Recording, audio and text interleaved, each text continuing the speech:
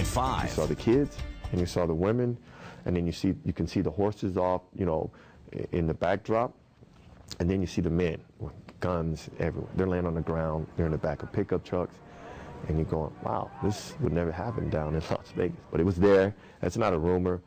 That was reality, and I saw that with my own eyes. That was Sergeant Tom Jenkins telling the I-Team's George Knapp about last month's dangerous standoff in Bunkerville.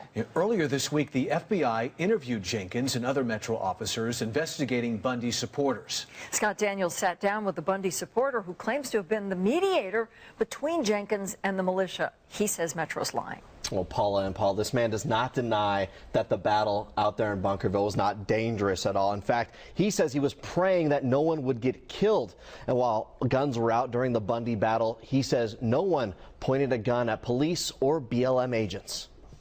You can tell by the bighorn sheep behind him, Bran Thornton is a good shot. Can't put it beyond him to bring snipers back. You might recognize him better in all camo, holding a giant horn and AK-47, like he was at the Bundy Ranch last month. I'm not a violent person. I'll do everything I can to resolve things peacefully.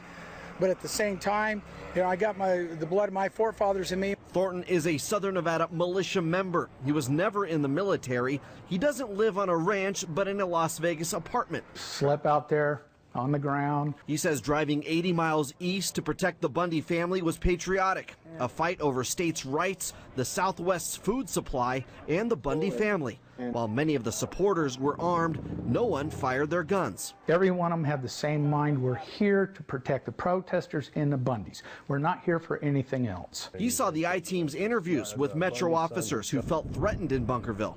Thornton says he had issues with Sergeant Jenkins' statements in particular. He talked about somebody saying, "Are you ready to die?" No, there was nobody. Police told the I-Team they thought they might die. Did you ever see any of the Bundy supporters point weapons at officers, at BLM agents? Never, never. We poured through hours of B-roll shot by our photographers in Bunkerville and could not find any proof of guns aimed at officers either. There are still photos of one Bundy supporter in a prone position aiming his rifle from the bridge. He could have easily been aiming at 30 feet over their head. So how are you going to prove that? The FBI has seen Thornton on our newscasts and his participation in Bunkerville. It's not clear if the man on the bridge has been identified. Yesterday, the I-Team told us about Bundy supporters being investigated by the FBI. Coming up at 6 o'clock, we're going to hear more from Thornton about the unmarked cars following him since the Bundy battle and his message to the FBI. Okay, we'll see you at 6.